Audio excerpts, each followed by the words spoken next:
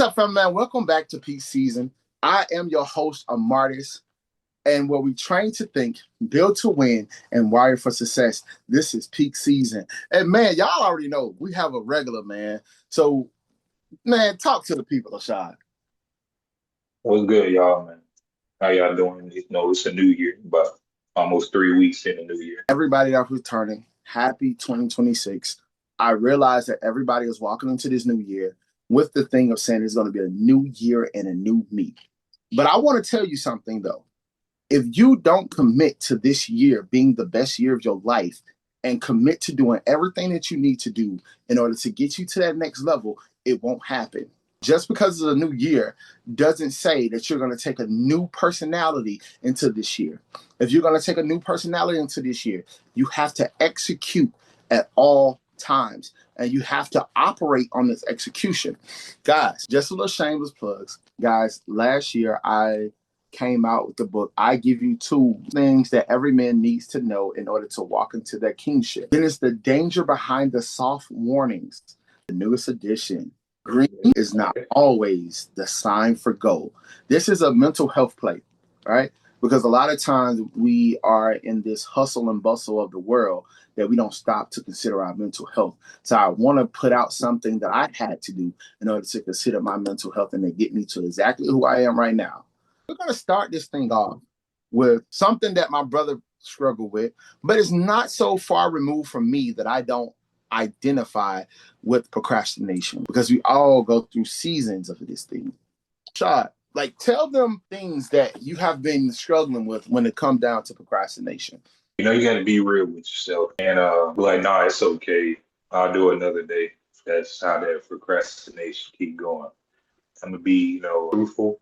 I think it's like I'll start, like I have the blueprint in my hand, so it's not like I don't have the blueprint, but if I feel like it's too much at times, I just stop. I stop completely. Then I might pick it back up maybe a couple days, might be a couple weeks. But it's like I'm stopping my progression because of similar energy I'm used to. Like I'm used to doing the bare minimum. So to me, it's okay with me because I'm okay with bare minimum. Yeah, and it's changing now because I'm taking those steps. I still got steps that I need to still develop, get myself over them hurdles. But procrastination is one of my biggest flaws. So I got to keep it real. So, like I told you, I started doing this, right? And even walking into this new year, like you But think of a big goal, you kind of put it so vague. What that does is cloud your mind. Once you start seeing the nuances of it, you like, bruh, this is too much. But if you can come up with actionable steps that you can take every day to get you a step closer to where you want to be, those are the things that keep you going because you are going for the small wins. And a lot of people don't understand that. They think about the big astronomical goal and they're looking at it in a whole. It's so great that it hinders you from doing the small things. But it's always progression in the small beginnings. And so that's one of the things I've been playing on is just making the small wins because the small wins, great distances. If I'm saying I'm gonna make $100,000 by the end of this year, I start making $5 a day for the first couple of days, right? Once I start mastering, okay, I'm able to sell more and I'm able to get more people in. You have to make small, minute things happen first so you can get that win. Like, oh, I sold somebody for $5. Man, that was easy. Now I got to go for 10. But if you never start getting your reels rolling and it's going at a slow pace, you could never expect to run. Basically, every life, right? Before you mhm. start running, you had to do what? You had to crawl, walk. So I don't know if many of you know, my dad struggled with drug addiction for years, right? And it was always where he tried to go from white to black. There was no gray there. There was no build up. So when he tried to just cut off everything cold turkey, he always relapsed. So I feel like he would have got to the point he never relapsed if he would have took it step by step by step. How does perfection quietly sabotages your momentum? It stops a lot of momentum because trying to make something perfect, like you always be telling me, you know what I'm saying? Like, but it don't gotta be perfect. Just put it out. At least see how you did it, and then you can improve it. Because it's not gonna be perfect. But you keep putting something out, keep doing this, you keep step by step. Eventually, it's going to turn into. It's going to evolve. I'm going to be real with you. And I started Mhm. realizing this in my own life because I used to always figure things out. When I first started music, I started music on a bum computer that had no plugins or nothing. I just started. But it also got to a point when I'm like, okay, everything has to be perfect in order for me to do the next thing that I want to do because I started so rough, right? And I feel like I was always behind. I feel like if it started perfectly, I'm right in the groove. So that perfection took me to a point where I never started anything because it was not all the way I wanted it to. So it stifled my creativity. It stifled the even start of it because I'm like, man, it gotta be. If it ain't perfect, I'm gonna wait. It's gonna be perfect, basically. And I started to realize over time, and it's just like one of those epiphanies. I'm like, dude, Mhm. nothing that you ever done, it started off perfect, but it started to make an evolution over time to get it a step closer to perfection that you wanted it. And so that was the whole mindset of me like, I gotta start even when it don't look like I should start. Why? Because you understand at the end of the day, it's never a perfect time for anything. Period. Nope. You're always waiting for the perfect time, you'll never start. And so when I started looking, I'm golly. There's this okay. I love this story. And this is the thing that people don't understand about me. Like I have become a Bible fanatic. And it's Okay. favorite stories in the book. When Moses freed the people from Pharaoh, they didn't go straight to the land of milk and honey. They had to do what? They had to go to the wilderness, which was the starting place of where they're supposed to be. But then God told them, like, hey, I prepared a land for you, and they just Okay. have to believe them and just walk in that, right? But just because they didn't, they were so fearful of the unknown, they didn't go to the land of milk and honey. And not because this land was not already promised to them. The reason they didn't go to Okay. the land of milk and honey because their own insecurities and inadequacies. So they chose to die in the wilderness. And sometimes, and a lot of times, that's how we do. We like, okay, if I really just do it, like, I mean, I made the first step of getting out of that situation and really trying to go to the next level. But I mean, I don't know what's on the other side. It's like, but if God already promised you the victory, it's like, how can you not go in the pathway that God has already set for you? But we still be looking at like, man, I don't know, bro. Like, if it ain't perfect, dog, like, and the thing about it, the land they was going to be perfect. It was fruitful. They already had animals, adding calves. They already had everything they needed, but they still like, I mean, but we go through this wilderness. I don't know. And I feel like that's how a lot of time we do. We like, okay, I don't want to do the hard part. If it ain't perfect, I'm thinking about people gonna judge me, like how people gonna react to it because it's not perfect. Because you see so many of these things on social media that everything has to be perfect. But when you understand, like, bruh, there's a lot I of think that happen in small beginnings. I think it's not the starting part Mm. for most individuals. I think it's the keep going part. It's the process. Yeah, it's the That's what it process. is. Because It's the you process. can start it, but it's just to keep doing it.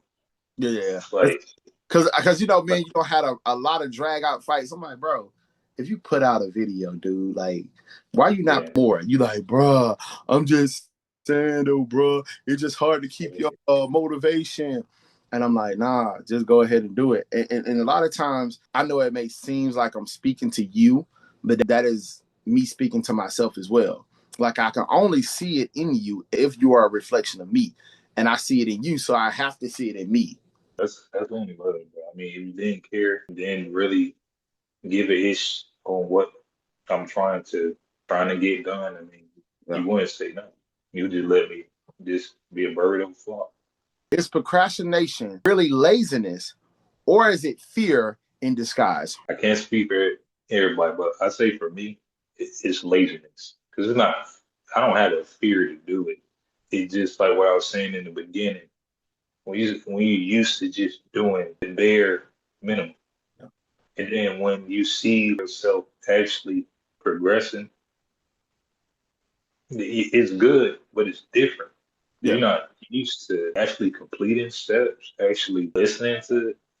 will God be telling you, like you actually listening, like things is opening up, especially for someone that new to you, like that's different. Yeah, for sure. Because some people like, well, that's good. I mean, you tripping, like, nah, because if you're not used to a certain environment, Yeah. it can be fear, you know. For mine, it's not even laziness.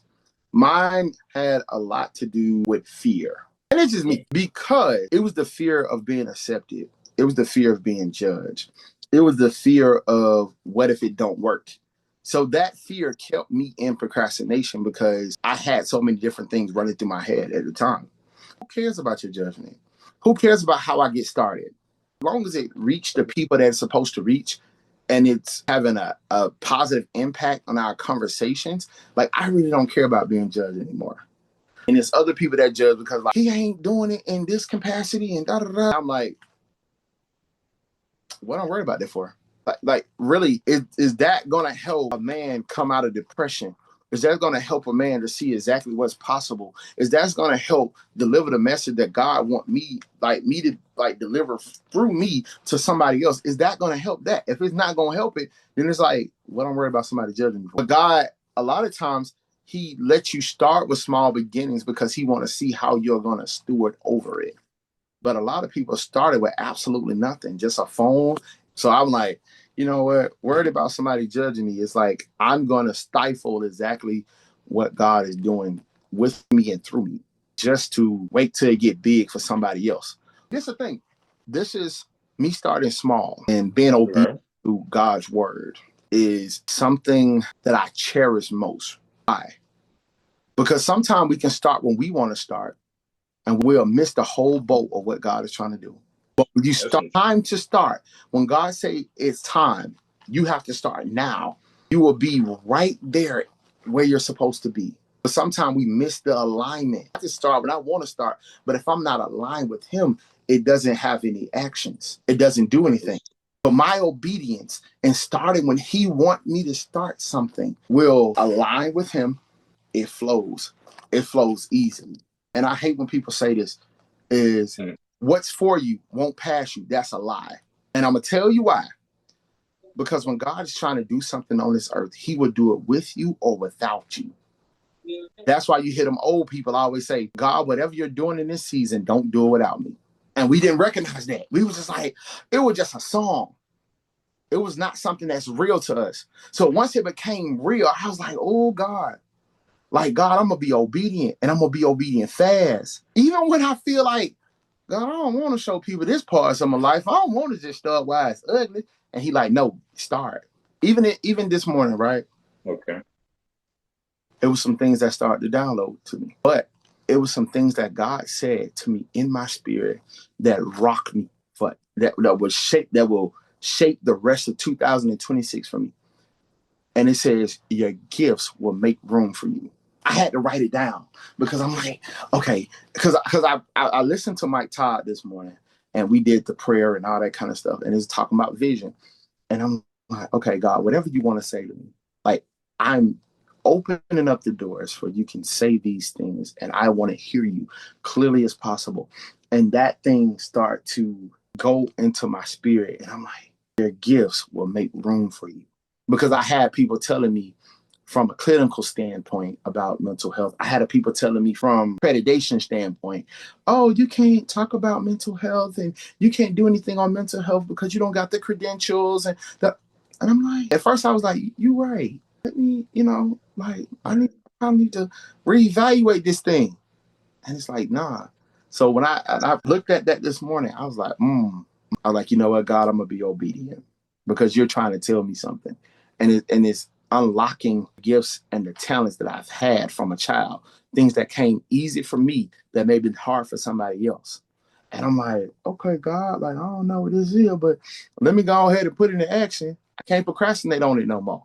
It's like I say, in every situation, He have honored me, bro. I can't even say it's all me. And you know it for yourself. I would say that quickly, like, bro, God has honored me in everything I I seen it. I seen your growth, man. exactly. Being real. Okay. Who you have to stop being in order to step into the next level of yourself. Who I have to stop being is an overthinker when I have a mission. When the mission is clear, get it done. So it's like having too deep and overthinking it, trying to have everything lined up before I even take the first step. That person of fear and the unknown, that's who I have to stop being in order to go to the next level. Man, you kind of already kind of took the word out of you because for me it's the same. It's overthinking Yeah. the scenario. Like I'm thinking I'm thinking way too far when I'm just need to focus on this right now. Like how you be like, bro, you thinking way too far, bro. You ain't even get there yet. Like focus on right now. Yeah. So that overthinking really kills like energy because you overthinking it and like how you be telling me a lot. You keep saying you're gonna do it today or tomorrow. I can do it the next day. What if you don't get another day? You just waste that opportunity. Most people wish they can Yeah. overthink like how you think. They can't do that. They gotta worry about getting kicked out of their home, drinking dirty water. They can't even have an opinion. Like so like it just stop overthinking, period. Because like certain things don't need to be if it's too much, call somebody that has more like understand to what you trying to get done. Yeah. They don't prolong. So I'm gonna ask you this. Okay. What is the most expensive place in the world? Will it be a spirit? The most expensive place in the world is a graveyard because the talent dies with that person in the graveyard. You have a lot of that has died with a lot of potential in them because they was afraid. And somewhere in their mind, they settled. A lot of people do that. They settle all the time. They settle for mediocrity. Not that that's something they absolutely have to choose, but it's one of those things when you just like, you don't went through so much and you're so damaged that you don't think that God can use you. So that's the whole thing. And I have seen, bro, with my own eyes, people that has overlooked their potential, but they wanted people to love them at that potential though. But they didn't even see their own potential. And so they end up dying with so many gifts and talents inside of them. That's like facts for real. It's a graveyard. It is an expensive place. A lot of people dream and die. They died in vain. So did you ever hear about the story in the Bible where they talk about that God gave 5 people talents? You gotta Okay, cool. I trust you. Right. That's the whole thing. He gave 5 people talents. Every person that he gave a talent to that had multiple talents, they multiplied them to more, right? If they have 2 talents, they multiplied into 4. If they had 3 talents, they multiplied into 6. So it just kept going on, right? Okay. Person he gave 1 talent to, guess what that person did? He didn't do anything with it. He took and buried it in the earth because he was afraid to lose it. Okay. So when God came back, was like, hey, what happened to that talent I gave you? He's like, oh, look, I buried it in the earth and I didn't lose it because I know you are a harsh man and you harvest where there is no harvest. So I rather bury it or whatever. So God told him, like, dude, you might as well put it inside of a bank. At least I could have acquired some interest from it. So he took the 1 gift from him, gave it to the man that multiplied it with 10. Why? Because he know he was a multiplier. We will squander the gifts and the talents that we have just because we went through pain. Whatever in your life is not looking the way that you want it to. I ask God to put oil on you, reignite that gift inside of you in order to make you push harder on that thing. Because what we don't understand is never too late for you to. A lot of time we stuck in, so man, it ain't happening on my time frame. Sometimes it's not meant to happen on your time frame. We got to look at it from. We got to stop looking at it from the physical eyes and look at it from the spiritual eyes, because sometimes we're not absolutely ready for that thing to happen at that particular time. If it happened, you got to be out of control with no way back. That's true. Because how you say if it's meant for you at that moment because you did what you were supposed to do. Like you're ready to seek that blessing. Because before you weren't ready to seek. You didn't know what to do. If anybody is on here struggling with procrastination, I want to first urge you to do time blocking. Time blocking is basically you taking and using your phone to etch out different times in order to do certain things. If you know you want to read and you want to get closer to God or whatever that you want to do, you take it, put it a part of your schedule in your phone. You'll be able to rewire the settings on your phone in order to reflect exactly what you're trying to do. You can put the settings on, do not disturb at a certain time, so that way your phone won't even ring, you don't get the notifications or nothing. But you have to start using scheduling. You need this structure in order to help you be the best version that you want to be this year. Okay. Time blocking is so I important. will do that. Put it where each color means something different. Like if you want to read, it's a red, or if you want to go to the gym, it's a yellow. Make sure that they're seeing the dopamine hits off to your brain. So we have to start having a schedule. But I see, like, for the structure in our life, we got so caught up in saying, I can't wait to be an adult because I can do what I want to do. And a lot of time we end up doing absolutely nothing. You cannot live in this life without structure. I don't know which butt monkey told you that, but That's true. We gotta have some structure. If you don't got no structure. think about it. When you're working on a job, they make sure that they have your schedule already for the week planned out. So they know exactly how much they got to pay you. They know what time you got to be there. They know what time you leave. So why we can't do the same thing for ourselves? Look, perfect example. A stripper has structure. She know a certain dude come up in there. Oh yeah, she got to. She gotta pay her rent. She already know the structure. She knows she put her hand on your shoulder. Hey, how you doing? Okay. You know. So let me, okay. So before we end out, right? Let's do this. Let's come up with a to-do list. If Okay. things don't make the to-do list, it did not happen. So you can make a to-do list, and then once you start doing certain stuff throughout the day, keep adding to that. So that way, once we do the evaluation at the end of the week or the end of the month, you have everything already etched out that you took and did. If it don't reach, you did not do it. Y'all, this was peak season. I'm your host, Amartis, and boy, we have been live with my boy Shard and Yes, ugly dude. let's get his year going, man. That's not wasted, man.